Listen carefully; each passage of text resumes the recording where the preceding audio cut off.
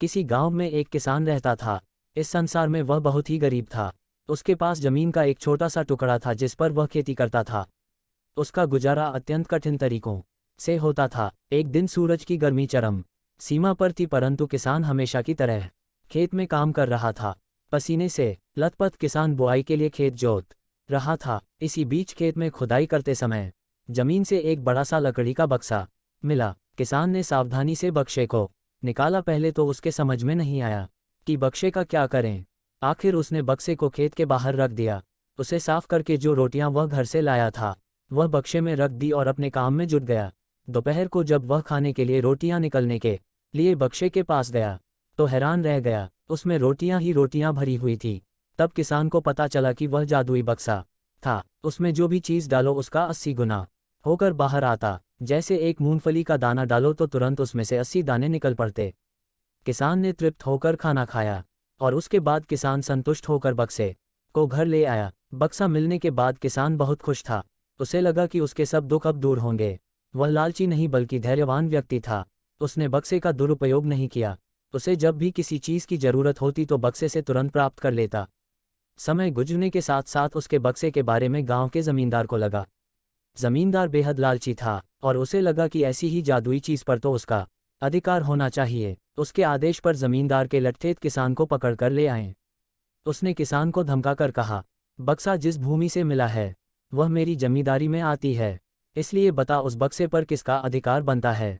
किसान बोला, ये ठीक है हुजूर की यह भूमि आपकी जमींदारी पर आती है, पर बक्सा जिस खेत से निकला है उस पर मैं खेती करता हूँ, अतः इस बक्से पर मेरा अधिकार बनता है। किसान गिड़गिड़ाया, लेकिन जमींदार ने बहुत धमकाया। बक्सा पाकर जमींदार बहुत खुश हुआ, मगर किसान का रो रो कर बुरा हाल था। जमींदार की अब चांदी हो गई।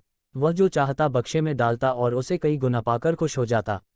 कुछ लोगों ने जादुई बक्से की खबर मंत्री जी के पास पहुंचा दी। पहले तो उसे विश्वास नहीं हुआ, फिर उसने अपने विश्वस्त सेवक को बक्से की सच्चाई परखने के लिए भेजा।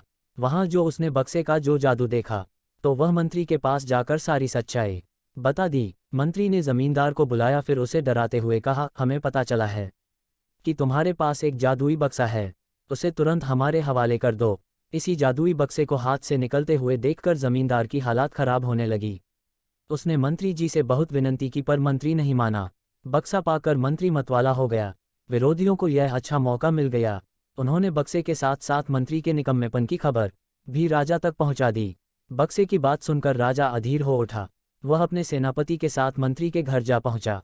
उसने कहा, देश की सारी जमीन राजा की होती है, इसलिए जादुई बक्से पर भी उसी का हक है।